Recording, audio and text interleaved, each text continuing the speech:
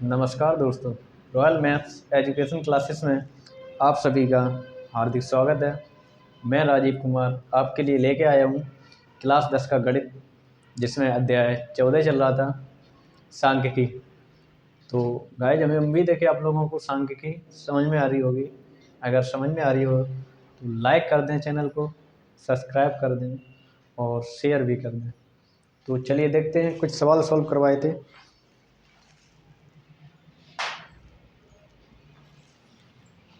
प्रश्नावली 14A समाप्त हो चुकी थी। आज देखेंगे प्रश्नावली 14B। 14B प्रश्नावली देखेंगे।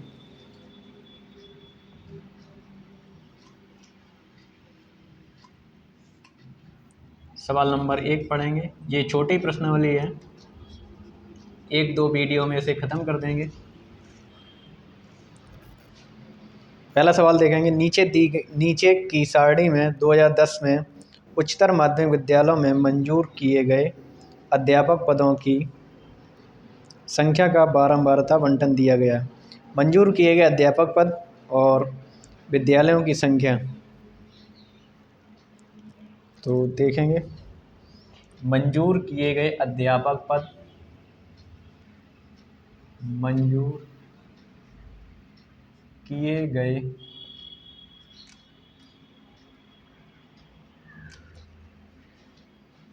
अध्यापक पद, ये कॉलम अलग बनेगा। और विद्यालयों की संख्या, विद्यालयों की संख्या, ये कॉलम अलग बनेगा। तो जो पद हैं वो 6 से 11, 6 से 10, 10 से 15, 16 से 20, 21 से 25, 26 से 30, 31 से 35, 36 से 40, 41 से 45, 46 से 50।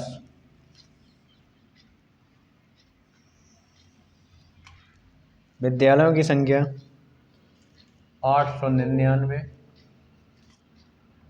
1149, 1553, 1464, 1307, 1003, 833, 642, 440। ये विद्यालयों की संख्या है। तो नीचे दिया गया है, प्रति उच्चतर माध्यमिक विद्यालय में मंजूर किए गए अध्यापक पदों का औसत संख्या ज्ञात करनी है। औसत संख्या ज्ञात करनी है, इसका मतलब ये है कि हमें समांतर माध्य ज्ञात करना है। तो अगला कॉलम बनेगा मध्य बिंदु वाला, जिसे x कहेंगे। और जो विद्यालयों की संख्या है इसे f कहेंगे, यानी बारंबारता। मंजूर किए गए अध्यापक पद हैं, इसे वर्ग अंतराल मानेंगे। मध्य बिंदु निकालते हैं। प्रथम पद द्वितीय पद का योग बटे 2, 16 के आधे 8,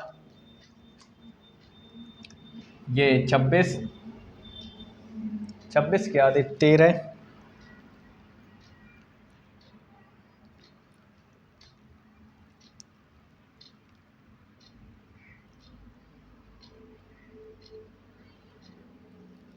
छब्बीस के आधे 13,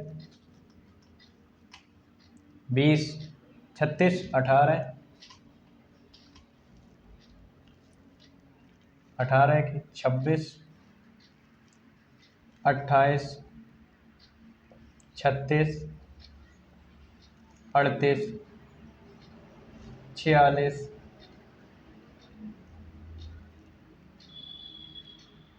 ये 23 हो जाएंगे, 23, 33, 43 और 48 इस प्रकार से हो जाएंगे। अब क्या करेंगे, इसे हम पग विचलन विधि से सॉल्व करेंगे। पग विचलन विधि से सॉल्व करेंगे तो पग विचलन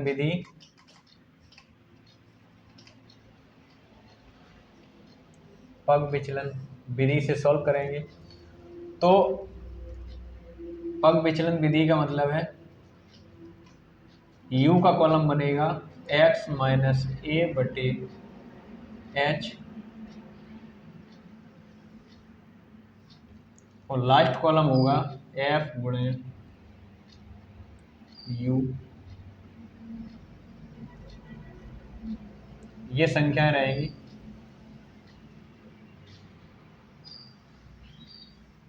इस प्रकार से अब x वाली लाइन ये है, ए क्या करेंगे, इन लाइनों को गिनाएंगे 1 2 3 4 5 6 7 8 9 और 9 के आधे 2 कर देंगे, 9/2 यानी 4.5 यानी पांचवा पद।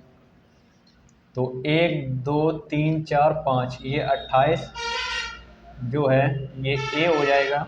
जैसे कि हमने पिछले वीडियो में बताया है, तीनों विधियों के द्वारा एक सवाल लगाया था, सवाल नंबर 10, जो प्रत्यक्ष विधि, कल्पित माध्य विधि और पग विचलन विधि तीनों से लगाया था।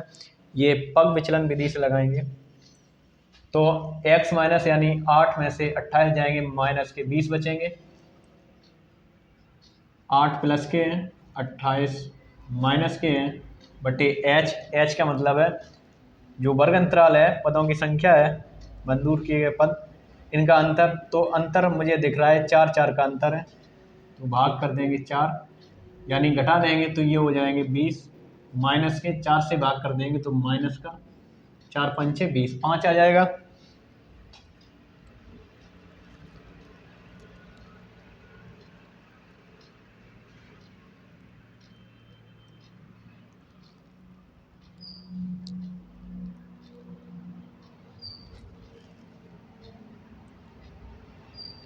छः और 10 के बीच में अंतर है 4 का, 11 से 15 के बीच में अंतर है 4 का,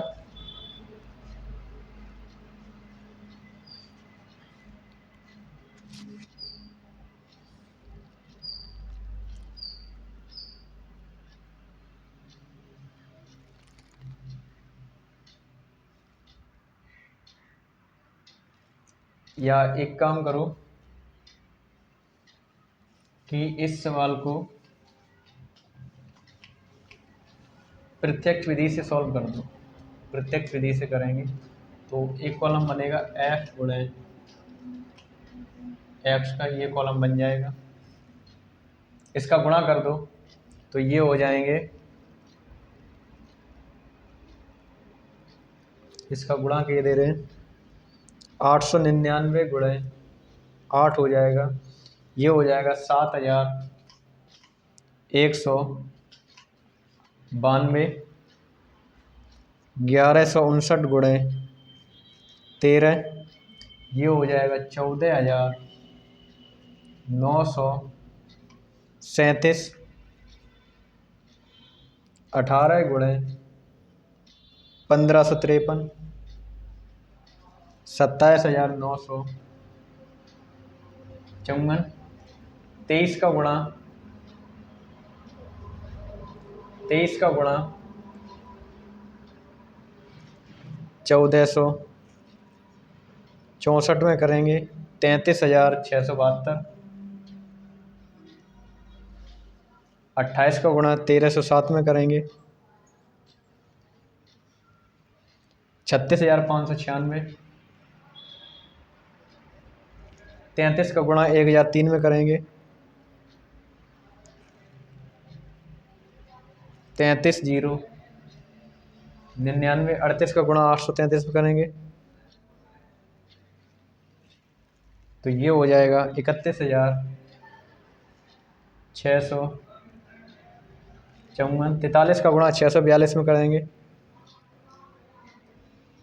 ये हो जाएगा 27,606। 440 का गुणा 48 में करेंगे, 21,120। इस कॉलम का योग कर लेंगे तो पूरे कॉलम का योग कर लेंगे 27,606 plus 31,654 plus 33,099 plus 36,596 plus 33,672 plus 27,954 plus 14,954 14,937 plus 71,92। तो ये योग आ रहा है 2,33,830 का। और इस कॉलम का योग कर लेंगे, इस कॉलम का योग कर लेंगे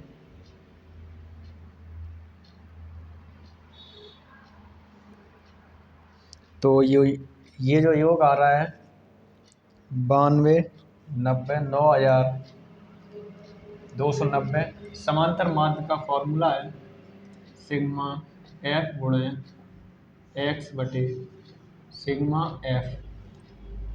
2,33,830 बटे 9,290। 0 से 0 ख़त्म हो जाएंगे, इसमें भाग कर देंगे। 2,33,83 बटे 929, ये आ रहा है 25.17। ये आंसर हो जाएगा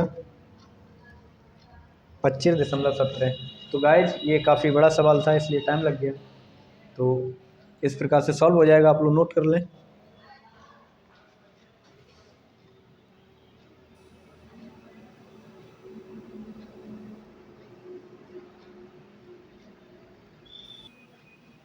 अगला देखेंगे सवाल नंबर 2।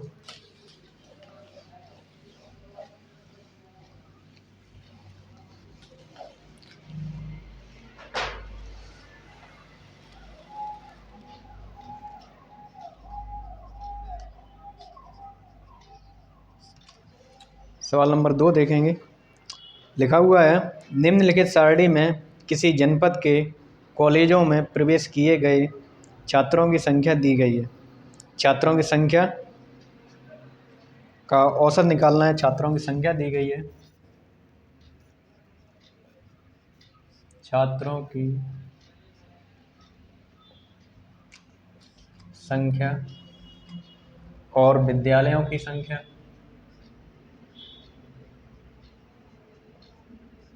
विद्यालयों की संख्या, छात्रों की संख्या 60 से 79, 80 से 99,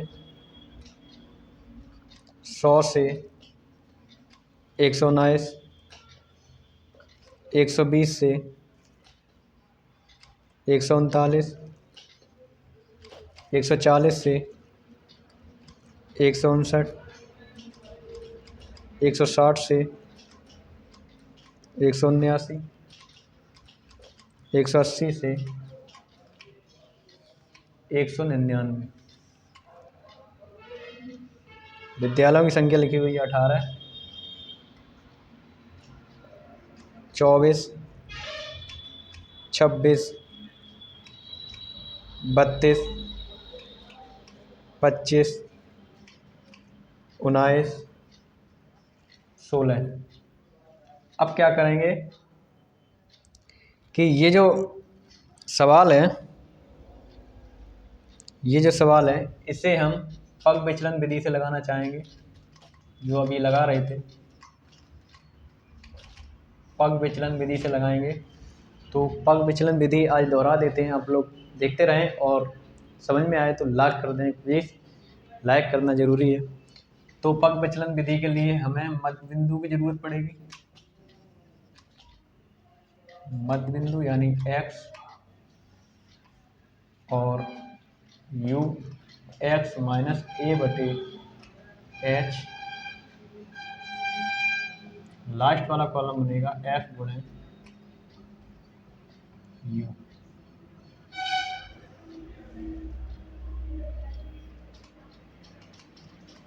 ठीक है, तो क्या करेंगे कि इस दोनों को जोड़ करके बटे 2 करेंगे, तो ये आएगा 69.5, 20 का अंतर है, 89.5, 109.5, 129.5, 149.5, 179.5, 189.5। अब ये संख्या कहाँ से आएंगी, तो 60 और 79 को जोड़ा, 60 प्लस 79 को जोड़ देंगे, 6 दूनी 12, 1 13, 139 में 2 का भाग कर देंगे तो 69.5 आएगा। ठीक है, इस प्रकार से प्रथम संख्या और द्वितीय संख्या यानी निम्न पद और उच्च पद को जोड़ के बटे 2 करते चले आ रहे हैं, तो मध्य बिंदु निकल जाएगा। ठीक है, इसका योग कर लेंगे, ये f का यानी बारंबारता का योग कर लेंगे। योग करने पर आ रहा है 160, योग करने पर 160। अब u का मान निकालेंगे तो a चाहिए, 1 2 3 4 5 6 7, 7 बटे 2 यानी 3.5 यानी चौथा पद, ये पद हो जाएगा a, क्योंकि तीसरे पद से बढ़कर ये पद जा रहा है 0.5 में, तो चौथा पद ले लेंगे a का मान, ये हो जाएगा a। अब क्या करेंगे, a माइनस यानी इस संख्या में से इस संख्या घटाएंगे, यानी 69.5 में से 129.5 घटाएंगे बटे h यानी 20 का अंतर मानेंगे, तो 5 में से 5 जाएंगे 0, 9 में से 9 जाएंगे 0, 12 में से 6 जाएंगे 6, वो भी माइनस के, बटे 20, तो 20 दिया 60, माइनस के 3 आ जाएंगे, 20 दिया 60। इसी प्रकार से माइनस के 2, माइनस का 1, 0, प्लस का 1, प्लस का 2 और प्लस का 3। ये 0 क्यों आया, क्योंकि 129 में से 129 को घटाएंगे तो 0 आ जाएगा। अब f गुणा तो 18 3 54,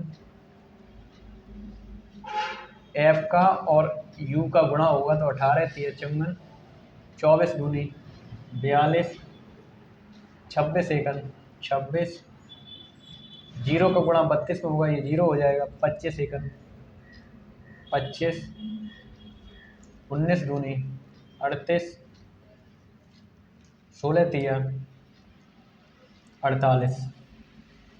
अब इस कॉलम का योग चाहिए हमें, सिग्मा f गुणे u। क्या करेंगे, तो ये प्लस वाली संख्याओं को अलग जोड़ दो, तो 8 दूनी 16, 5 21 हासिल 2, 4 दूनी 8, 8 3 11, यानी ये प्लस के 111 आ रहे हैं। अब माइनस वाली जोड़ दो, तो 6 4 10 2 12 हासिल 1, 6 6 दूनी 12, 122 आ रहे हैं। तो 122 माइनस के हैं तो यहाँ माइनस आ जाएगा, क्योंकि ये बड़ी संख्या है, ये छोटी संख्या है। 2 में से 1 जाएगा 1 और 2 में से 1 जाएगा 1 आ जाएगा, इस प्रकार से, यानी माइनस के 11 आ जाएंगे। जबकि फॉर्मूला होता है ए प्लस सिग्मा एफ यू बटे सिग्मा एफ गुणे एच, ये फॉर्मूला होता है पग विचलन विधि से समांतर माध्य का, ये फॉर्मूला होता है, जबकि यहाँ संख्या माइनस में आई है। अब क्या करेंगे कि ए कितना है 129.5 प्लस इस कॉलम का योग आया माइनस में 11 बटे इस कॉलम का योग आया है 160 गुणे एच का मतलब ये वर्ग अंतराल का अंतर यानी 20, इन्हें सॉल्व कर देंगे। 20 ये 8 बार कटेंगे यानी माइनस के 11 बटे 8 129.5। अब 11 में 8 का गुणा कर देंगे, 11 में 8 का भाग कर देंगे, तो 11 में 8 का भाग करेंगे, ये आएगा 1.375।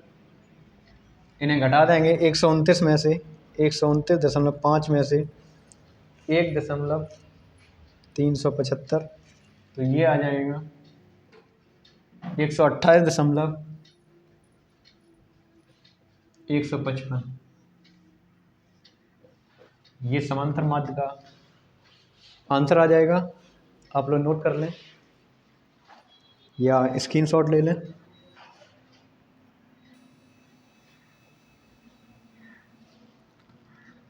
अगला सवाल देखेंगे, सवाल नंबर 3।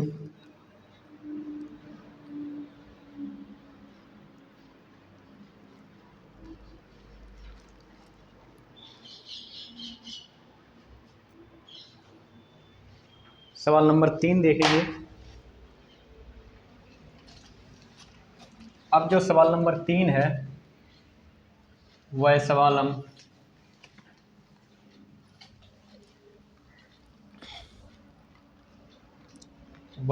हम कल्पित माध्य विधि से लगाएंगे। सवाल नंबर 3,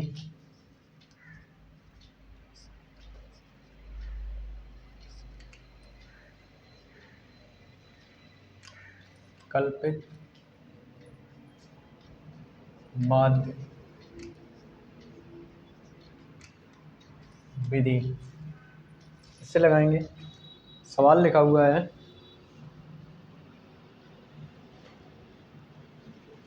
किसी फुटकर बाजार में फल विक्रेता पेटियों में रखे आम बेच रहे थे। इन पेटियों में आमों की संख्याएं भिन्न भिन्न थीं। पेटियों की संख्या के अनुसार आमों का बंटन निम्नलिखित था। आमों की संख्या और पेटियों की संख्या दी गई है, यानी माध्य निकालना है। तो आमों की संख्या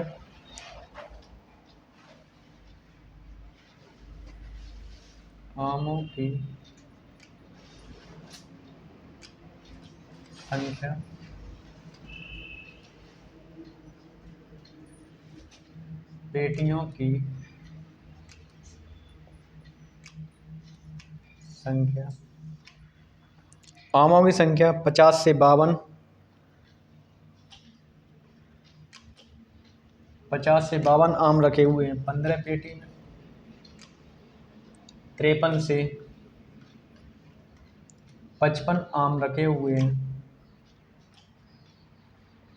110 पेटी में। 56 से 58 आम रखे हुए हैं 135 पेटी में। 59 से 61 आम रखे हुए हैं 115 पेटी में। 62 से 64 आम रखे हुए हैं 25 पेटी में।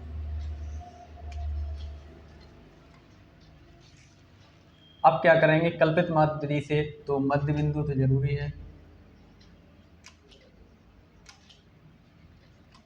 मध्य बिंदु निकालेंगे, 52 और 50 को जोड़ेंगे 102 होंगे, 102 के आधे कर देंगे तो ये हो जाएगा 51, 8 108, तो यानी 54 हो जाएगा। 54 के बाद 57, 60 6 दूनी 12, 12 के आगे 60 और ये हो जाएगा 63। कल्पित माध्य विधि से यानी डी का मान निकालना है, x माइनस ए फॉर्मूला रहेगा और उसके बाद f गुणे डी। ठीक है, तो x का मान ये रहे हैं, ये x के मान है और ये f के मान। a 1 2 3 4 5, 5/2 यानी 2.5।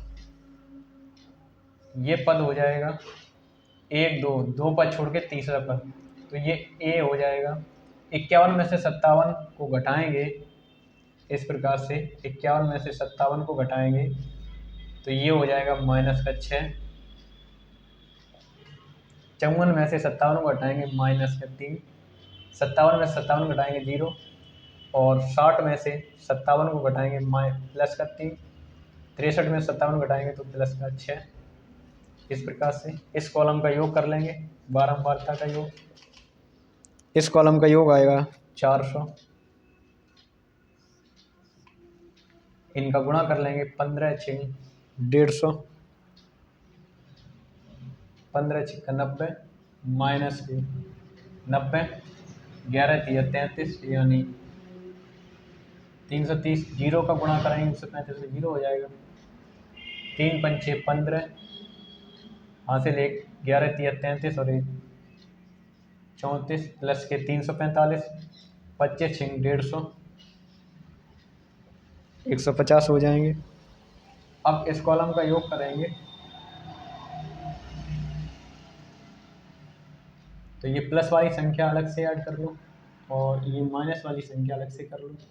ये हो जाएगी 0 9 3 12, हासिल 1, माइनस के 420 और ये हो जाएंगी 5 4 5 9, 495 प्लस के।